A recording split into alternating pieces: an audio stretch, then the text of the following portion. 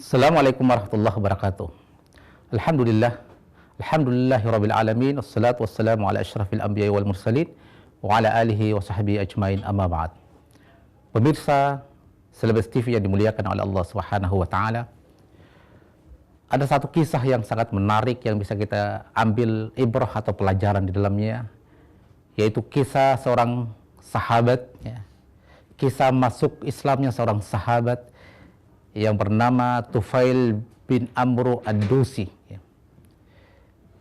Sahabat ini adalah sahabat yang dikenal di kalangan kaum Arab, ya, sebagai sosok yang memiliki kecerdasan karena dia menguasai ilmu syair dan sastra. Dikisahkan, ya, dalam sebuah riwayat bahwa ketika Tufail bin Amru masuk ke kota Makkah, orang-orang kafir Quraisy yang mengenal dan mengetahui tentang kecerdasan atau keahlian Tufail bin Amru, mereka mendatangi Tufail bin Amru, ya. Dan kemudian orang-orang kafir Quraisy ini, tokoh-tokoh kafir Quraisy ini kemudian melakukan provokasi, ya, dengan cara mereka kemudian mengatakan kepada Tufail, wahai Tufail, ya, sesungguhnya kami mendapatkan gangguan, ya, dari seorang yang punya kemampuan untuk memutuskan hubungan kekeluargaan, ya. Seseorang yang andaikan mendengarkan kata-katanya seakan-akan mendapatkan sihir atau terkena sihir, ya. Dia bernama Muhammad. Oleh karena itu, wahai Tufail, janganlah engkau berani mendekati Muhammad, jangan sampai engkau terkena sihirnya, ya. Dan orang-orang Quraisy ini kemudian terus saja menyampaikan provokasinya kepada Tufail agar Tufail tidak mendengarkan perkataan Muhammad, ya. Sampai Tufail, sahabat yang bernama Tufail ini kemudian dia bersumpah pada dirinya sendiri untuk menutup atau menyumbat telinganya, ya. Dan kemudian Tufail menyumbat kedua telinganya dengan kapas. Dia termakan dengan provokasinya orang-orang kafir Quraisy, ya. Dan suatu pagi hari, ya, di pagi hari, ya, ketika Tufail memasuki Makkah, ya, di dekat Ka'bah, di situ ada Rasulullah Muhammad SAW yang sedang mengerjakan sholat, ya. Dan Tufail kemudian mendekatinya dan dia mendengarkan sayup-sayup dari telinganya tentang bacaan-bacaan Rasulullah Muhammad SAW dalam sholatnya. Dan Tufail terkesima dengan bacaan-bacaan sholat dan dia bergumam dalam hatinya, alangkah bodohnya saya. Andaikan yang disampaikan Muhammad itu adalah sesuatu yang baik, pasti akan aku terima. Tetapi kalau yang disampaikan itu adalah sesuatu yang tidak baik dan pasti pun akan aku tolak, ya. Kemudian Tufail membuka sumbatan kedua telinganya dan selepas Rasulullah Muhammad SAW mengerjakan sholat dan dia pulang ke rumahnya, Tufail mengikutinya dari belakang, ya. Dan ketika Nabi, ya, sampai di rumahnya, Tufail kemudian mengatakan kepada Rasulullah Muhammad SAW bahwa sungguh yang engkau katakan tadi sangat indah sekali.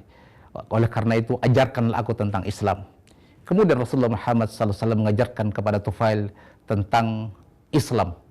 Dan setelah Nabi mengajarkan kepada Tufail tentang Islam, kemudian Tufail mengatakan kepada Nabi, wahai Nabi, saya akan menyampaikan dakwah di tengah-tengah kaumku.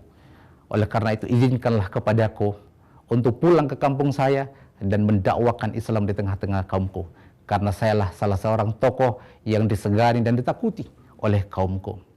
Maka pulanglah Tufail ke rumahnya, ke kampungnya, dan dia menemui ayahnya. Dia mengatakan kepada ayahnya, wahai ayahku, sungguh, ya, saya berlepas, tidak ada hubungan ayah lagi dengan saya. Kemudian ayahnya terheran-heran, dia mengatakan, kenapa demikian? Dia mengatakan, karena saya telah memeluk Islam dan ayah masih kafir, ya. Kemudian ayahnya pun meminta kepada Tufail untuk diajarkan Islam dan ayahnya dia masuk Islam. Tufail mendatangi istrinya, dia menyampaikan hal yang sama, wahai istriku, Tidak ada hubungan lagi dengan diriku karena saya telah masuk Islam dan engkau masih kafir.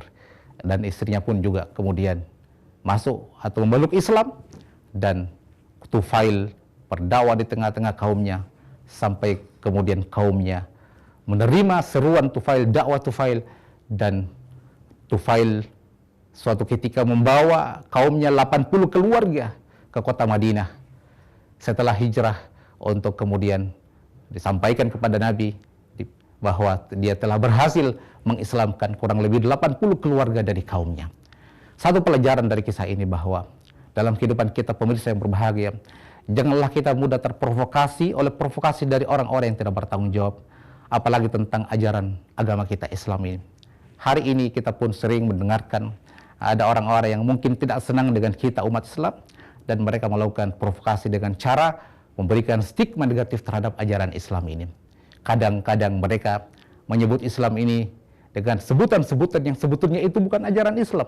Satu contoh, mereka menyebutkan bahwa Islam itu radikal, Islam ada kelompok fundamentalis, ya, ekstremis, ya, ada kelompok moderat, ya, yang sebetulnya inilah sebuah provokasi untuk menakut-nakuti kita dengan ajaran kita sendiri.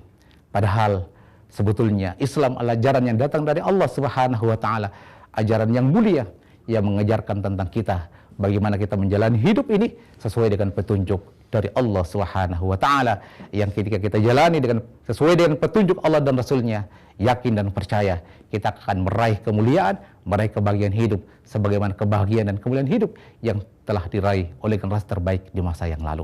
Olehnya itu, sekali lagi pemirsa yang berbahagia, mari dalam hidup ini kita banyak belajar tentang Islam ini agar itu menjadi panduan dan kita tidak terprovokasi oleh orang-orang yang tidak senang, agar kita berpegang teguh kepada ajaran kita yang menjadikan kita sebagai muslim sejati, muslim yang tidak sekedar ucapan tapi kemudian ajarannya mampu kita implementasikan dalam kehidupan kita. Hadanallahu wa iyyakum ajmain, billahi taufiq wal hidayah. Wassalamualaikum warahmatullahi wabarakatuh.